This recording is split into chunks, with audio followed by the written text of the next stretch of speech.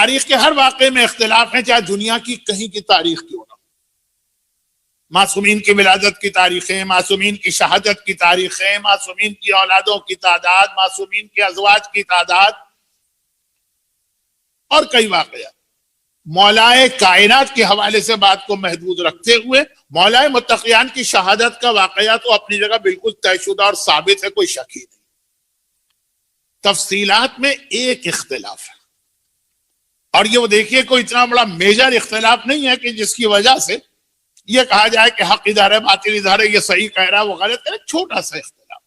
اب میں یہ اس لیے بتا رہا ہوں کہ میں نے جو کل مسائل پڑھے، ہو سکتا ہے کہ کہیں آپ ذرا سے اختلاف کے ساتھ مسائل سنیں، کیونکہ دو روایتیں، یہ مولا کی شہادت کی بات ہو رہی ہے اور کل ہی رات مسائل پڑھے گا، اس لیے بالکل نئی نئی تازہ تازہ بات۔ اصل واقعے میں کوئی اختلاف نہیں، صرف اتنا سے اختلاف ہے۔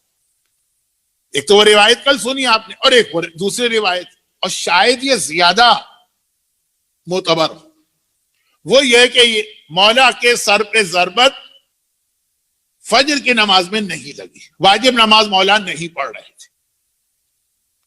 مولا جب اپنے گھر سے نکلے، اب یہ جتنا ان باتوں کی وضاحت کی جائے گی ڈر لگتا ہے کہ عام بیچارے مومن کنفیوز نہ ہو جائے، ورنہ تو یہ بھی اختلاف ہے کہ اس رات کو مولا نے کس بیٹی کے گھر میں افطار کیا۔ ام کلثوم، طے شدہ بات۔ یہ ام کلثوم سے مراد وہ ہیں جو ہمارے ذہن میں آتی ہیں، یا یہ ام کلثوم جناب زینب ہی ہے؟ جناب زینب کی کنیت بھی ام کلثوم۔ لیکن خیر، اب میں اتنا زیادہ بھی آپ کو کنفیوز نہیں کرنا چاہتا اور میرے پاس وقت بھی نہیں، تو ٹھیک ہے، افطار کیا، اب مسجد کی جانب آ رہے ہیں۔ تو جو دوسری روایت ہے جو شاید آپ نے کہیں سن لی ہو، اور جیسا کہ میں نے کہا شاید وہ زیادہ معتبر ہو کل کے مصائب والی روایت کے مقابلے، وہ یہ کہ امام حسن حسین گھر میں ہی تھے، کیونکہ واجب نماز پڑھنے تو ابھی مولا نہیں جا رہے ہیں۔ مولا مسجد میں آئے، نافلہ نماز پڑھی، تہجد پڑھی، پھر نافلہ جو فجر کی ہوتی وہ پڑھ رہے تھے، تب ابن ملجم نے تلوار کی ضربت لگائی، جماعت نہیں تھی، مولا اکیلے نماز پڑھ رہے، اور جیسے ہی وہ ضربت لگائی اور پھر وہ آثار پیدا ہوئے کہ زلزلہ آئے، آندھی آئی، تب حسنین دوڑے ہوئے مسجد میں آئے، اور مولا علی نے کہا بیٹا حسن، فجر کا وقت آ چکا ہے، پہلے نماز فجر پڑھاؤ پھر مجھے دیکھنا، اور اس کے بعد پھر واقعہ وہی ہے۔ تو ذرا اتنا سا اختلاف، کوئی اتنا بڑا اختلاف نہیں، اس کو ہم کوئی کفر اور ایمان کا مسئلہ، عقیدے کا مسئلہ تو نہیں بنا، تاریخ کی حقیقت، تاریخ میں دونوں طرح سے یہ روایت، اور دونوں روایتوں میں ایک بات طے شدہ ہے، جو باتیں کل بیان ہو گئی وہ ریپیٹ نہیں کر رہا ہوں، اس سے ہٹ کر۔ اچھا، اب یہ رمضان کا مہینہ ہی اسلام میں بنیادی طور پہ آئسولیشن کا مہینہ، یہ ایک مہینہ ایسا نکالو جب دنیا سے بالکل کٹو بھی نہیں، لیکن دنیا کے معاملات کو ذرا سا سلو کرو اور اپنے آپ کو زیادہ اللہ سے کنیکٹ کرو۔ چلے، اس رمضان میں پھر ایک اہم ترین عبادت ہوتی ہے، جو فی الحال میلبرن میں تو ممکن نہیں ہے، بلکہ شاید پورے آسٹریلیا میں ممکن نہ ہو، لیکن ہے وہ بھی بہت اہم عبادت، اعتکاف۔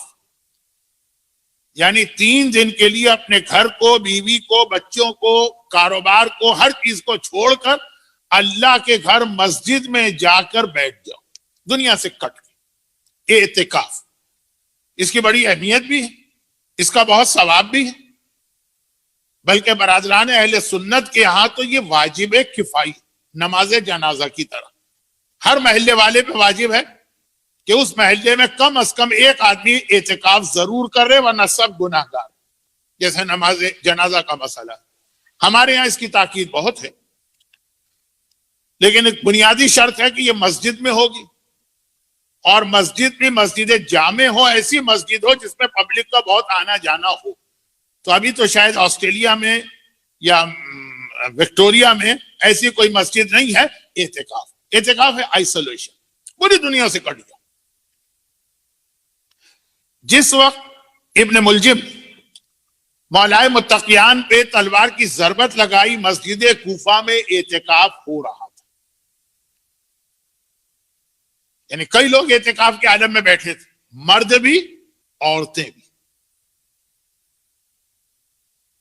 آج عورتیں اعتکاف کے حالے میں بیٹھی تھی تو پھر وہ مسجد میں چادریں لٹکا لٹکا کے اپنا الگ سا رہنے کا ایک حجرہ سا بنا لیتی تھی. برادران اہل سنت کے اعتکاف میں تو مرد بھی اسی طرح سے چادریں بنا بنا کے الگ الگ جیسے چھوٹے چھوٹے کمرے ہوتے ہیں. میں بہت لمبی تفصیل میں جا رہا ہوں لیکن اب ختم ہو گئی بات. خطامہ وہ عورت جس نے اپنا مہر یہ قرار دیا کہ اگر مجھ سے شادی کرنا ہے تو میرا مہر ہے علی کا سر. ابن ملجم تو آیا ہی کوفے میں اس نیت سے تھا کہ علی کو شہید کرنا, اور جب اس کی ملاقات خطامہ سے ہوئی اور اس کے دل میں سے شادی کی خواہش پیدا ہو گئی اور اس نے شرط لگائی علی کا سر لاؤ اور میں تم سے شادی کرنے کو تیار ہوں, اور وہ اپنے ارادے میں مضبوط ہو گیا. اور پھر یہ خاتون مسجد کوفہ میں خیمہ لگا کر, لفظ خیمہ یعنی چادریں لٹکا کر, اپنا ایک حجرہ سا بنا کر اعتکاف میں تھی. برادران اہل سنت کے اعتکاف بھی 10 دن کا ہوتا. ہمارے یہاں اعتکاف 3 دن کا ہے, 10 دن کرے تو ٹھیک ہے, 3 دن کا. اور وہ جو کورونا کی وجہ سے کوارنٹائن ہے وہ شاید 14 دن کا. اور برادران اہل سنت کا اعتکاف 10 دن, تو وہ 10 دن سے بیٹھی ہوئی تھی, 9واں دن تھا اس کا. اور ابن ملجم مولا پہ ضربت لگانے سے پہلے اس کے خیمے میں یعنی اس کے کمرے میں گیا. کمرہ مینس جو 2 چادریں لٹکا کے مسجد کوفہ میں وہ بیٹھی. اب باقاعدہ مولا پہ حملہ کرنے کی لاسٹ منٹ کی ڈیٹیل وہاں پہ طے ہوئی. تو یہ ساری چیزیں طے شدہ بات ہے. صرف اختلاف اس میں ہے کہ مولا فجر کی نماز جماعت پڑھا رہے تھے فرض, یا نماز فجر سے پہلے جو 2 رکعت سنت نماز پڑھی جا رہی تھی وہ پڑھ رہے تھے. اور اگر وہ پڑھ رہے تھے تو حسنین گھر میں تھے, اگر جماعت پڑھا رہے تھے تو حسنین بابا کے ساتھ تھے. تو یہ اتنے مائنر اختلاف, اس کو تو آپ کو برداشت کرنا پڑے گا. اور ہمارے یہاں ان چیزوں کے اوپر اتنے اختلافات ہو جاتے ہیں کہ جی وہ فلاں مولانا نے تو الگ مسائل پڑھ دیے اور فلاں مولانا نے تو الگ مسائل پڑھ دیے.